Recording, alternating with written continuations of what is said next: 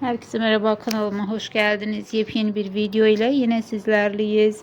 Kanal 7 ekranlarının sevilen günlük dizilerinden olan Esaret dizisinin başrol oyuncusu Mahasine Merabet'ten yepyeni görüntüler geldi.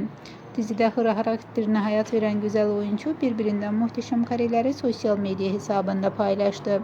Fotoğraflar hayranlar tarafından büyük ilgi gördü. Görüntülere kısa sürede binlerce beğeni ve yorum geldi.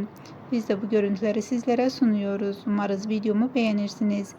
Değerli takipçiler, videomu beğenmeyi, kanalıma abone olup bize destek olmayı lütfen unutmayın. Bir sonraki videoda görüşmek üzere. Hoşça kalın.